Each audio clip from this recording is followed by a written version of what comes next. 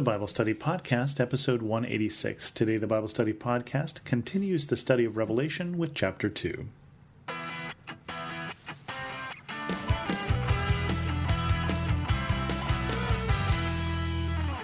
Welcome to the Bible Study Podcast. I'm your host, Chris Christensen. I will tell you this episode will have a little more background noise than others because I'm recording it in a hotel room in Boston. So I hope you will excuse any background noise that may happen. So we started a study of Revelation, and as I said, I don't promise to finish this study, but we're going to continue on at least through the beginning of the book. And the beginning of the book starts with letters to the seven churches. And so Revelation 2 is all letters, and it's letters to individual churches. And it goes like this. To the church in Ephesus.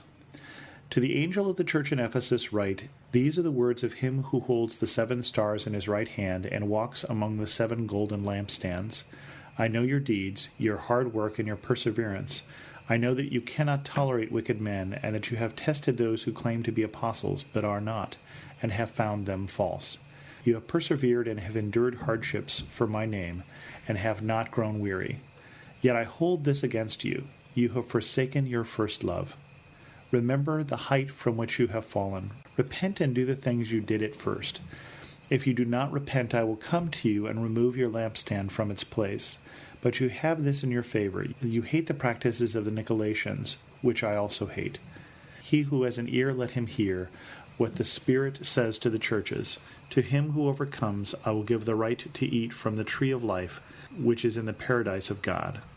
So this letter has a form that the other letters will take as well, and that is talking to the different churches about individual specific things that they are doing, and usually starting with the things they are doing right, and then talking about the things that they are doing wrong. And so the word of him who holds the seven stars, and one thing to remember, there's a lot of numerology in Revelation, more so than in other things in the Bible. 7 stars and walks among the 7 golden lampstands. 7 is usually in the number that means complete. And so these are a letter to the 7 churches in Asia Minor, and quite possibly we would interpret the one who holds the 7 stars as the one who holds all the stars.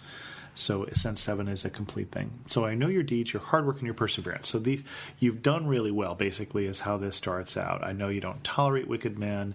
You test things to make sure that there's true. You have persevered hardships. Remember, the church at large here is under persecution. Persecution at this point, not as it is in Acts by the Jewish religion, but by the Romans at this point. But, and here's the problem, you've forsaken your first love. Remember that when we think about the Christian faith, and we've made this argument in the Bible Study Podcast throughout the Bible Study Podcast, I make the argument that Christianity is about relationship. That this is about a relationship with God, that all of the Bible, front to back, is about relationship. And what this is saying is maybe at this point, like an old married couple, you're just going through the motions. You've forgotten that passion that you had at first. You've forgotten all those little things you used to do at first. You know how you used to open the door for your wife, but you stopped doing that? The passion has cooled at this point. You've forgotten your first love. Maybe it also means at this point that something else has become more important.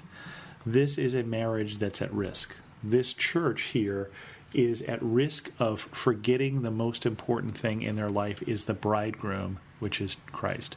And that is the picture that is used both in Revelation and elsewhere for the church and Christ is a marriage. And so think of what you would tell your friends who had forgotten their first love. You know, your marriage is in trouble. And so when it says, I may come and remove your lampstand, basically at this point, that's divorce. That is, if God is not going to be first in your life, then okay. But I'm not taking second. Okay? Then there's this issue with the Nicolaitans.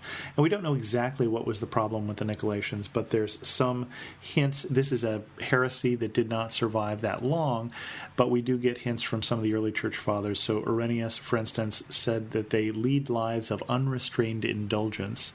And then Thomas Aquinas, writing much later, said that it was of the belief that they either supported polygamy or the holding of many wives in common, where one woman would be the wife of multiple husbands. And whatever the specifics of the practices are, they are at odds with what God's law describes. And so he says, we've got these people who are coming about teaching this false message. This is good that you haven't been listening to them. Let him who has an ear, let him hear, says the Spirit says to the churches. To him who overcomes, I will give the right to eat from the fruit of life. So again, ending on a positive note here, that if you overcome the temptations, if you overcome the persecution, then you will be with me in paradise. Again, this whole book is about hope to a church in persecution, but a church that is imperfect. So we look at our churches these days and we think, gee, this church is not perfect. Already by this point, and we're still in the first century, all of the churches that he's writing to here are not perfect. Churches are made of imperfect people. Remember, we're not talking about buildings. There are no church buildings yet. So when we say church, we mean the group of believers. You can't form something perfect out of material that is imperfect. And so churches are imperfect. And they are going to remain imperfect on this side of eternity. We should point out, too, that was the letter to the church in Ephesus, and Paul spent a lot of time in Ephesus. We also get a lot of the early church leaders come out of Ephesus, Polycarp and Irenaeus, and that is the place where church history tells us that Mary lived and then died and was buried, and that John the Apostle was there in Ephesus for a long time. So this was one of the major centers of the early church, and of all of the letters, this is the most important city for the church for some time. Probably the center of the church would be Rome, Ephesus, Antioch, and later on Alexandria. To the church in Smyrna.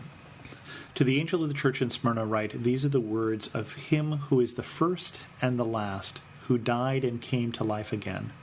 I know your afflictions and your poverty, yet you are rich. I know the slander of those who say they are Jews and are not, but are a synagogue of Satan. Do not be afraid of what you are about to suffer, I tell you. The devil will put some of you in prison to test you, and you will suffer persecution for 10 days. Be faithful even to the point of death, and I will give you the crown of life. He who has an ear, let him hear what the Spirit says to the churches. He who overcomes will not be hurt at all by the second death. And so the church in Smyrna gets bad news, but they don't get any condemnation. They don't get any critique, let me say, since condemnation is the wrong term to use. So I have to swallow my words almost immediately that there's critique of all of the different churches. They get this letter from the one who is first and last, who died and came to life again from Jesus. But Jesus isn't named by name, but again, his attributes are named. And I know your afflictions and your poverty. I know yet you are rich. So this is a church that is suffering persecution. And I said the persecution was from the Romans. In this case, this is persecution, it sounds like, coming through some of the Jewish synagogue, the local Jewish synagogue. And they're getting word here that when they get this letter, this is a letter that a specific time they're going to have 10 days of very awful persecution and that some will die. So they know that bad is coming, but it will be short-lived, and that there is a crown of glory available. And did you notice he who overcomes will not be hurt at all by the second death? That basically the time of judgment, when it comes, as everything is reckoned out, this will be, in retrospect, a small thing compared to the sheep and the goats being separated. To the church in Pergamum. To the angel in the church in Pergamum write, these are the words of him who has a sharp double-edged sword. I know where you live, where Satan has his throne, yet you remain true to my name. You did not renounce your faith in me, even in the days of Antipas, my faithful witness, who was put to death in your city, where Satan lives. Nevertheless, I have a few things against you. You have people there who hold to the teaching of Balaam, who taught Balak to entice the Israelites to sin by eating food sacrificed to idols and by committing sexual immorality.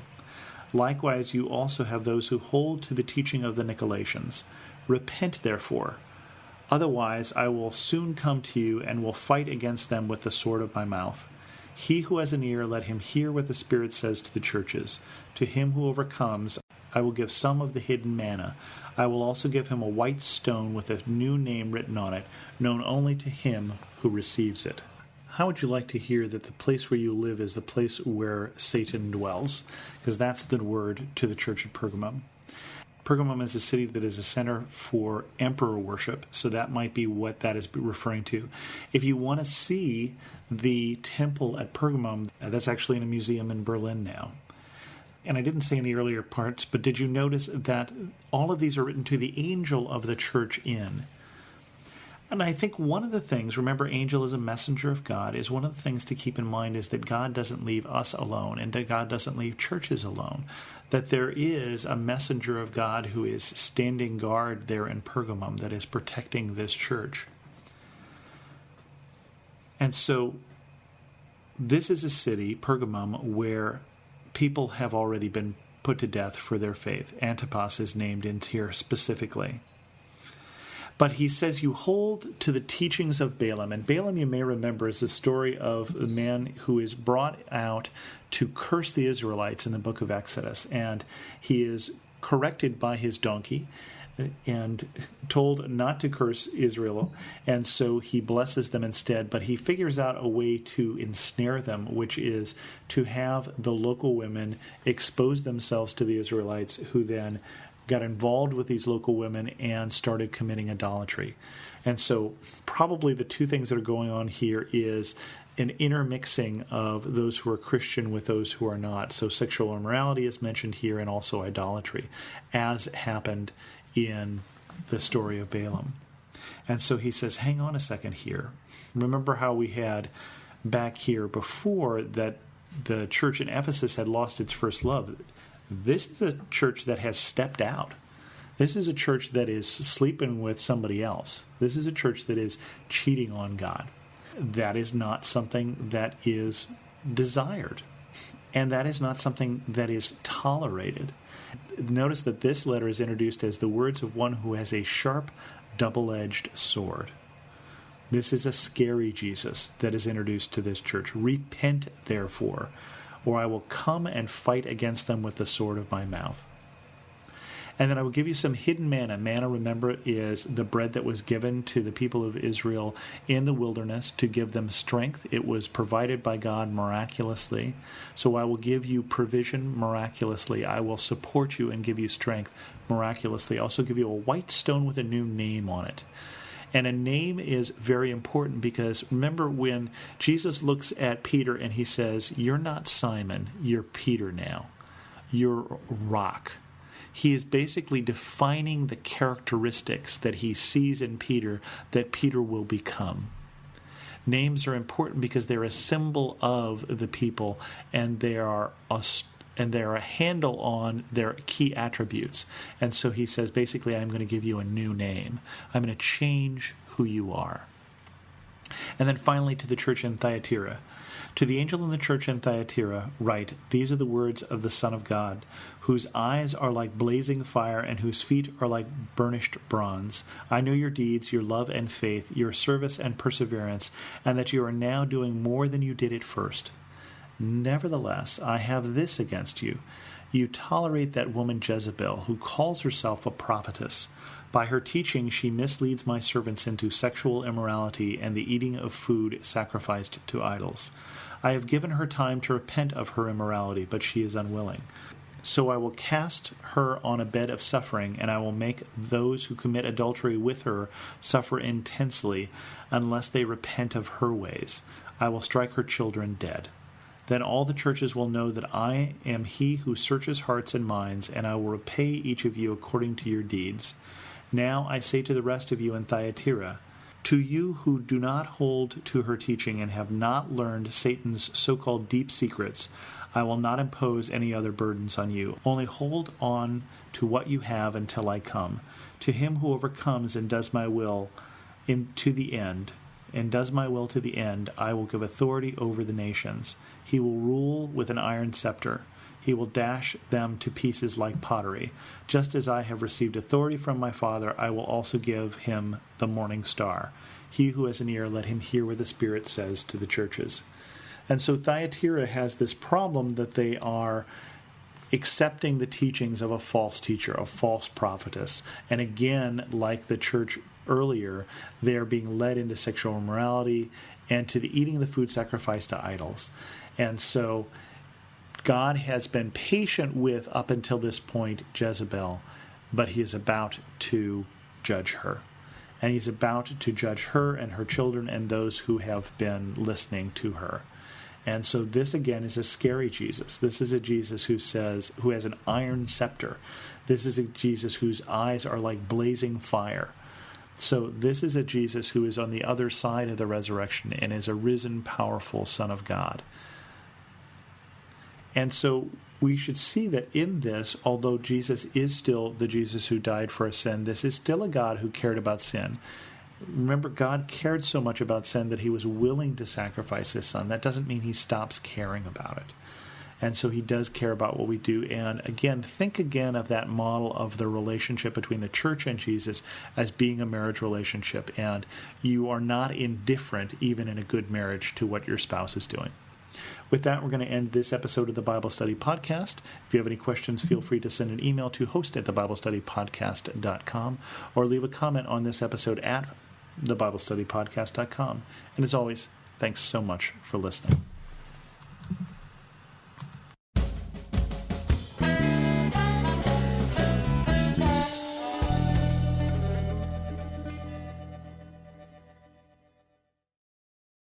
For some of us, personal finances aren't just personal.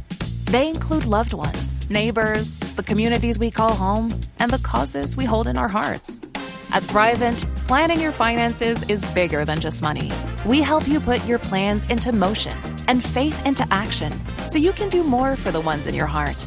Because sometimes all you need to make a difference is someone to help you make it happen. Thrivent, where money means more. Connect with us at Thrivent.com.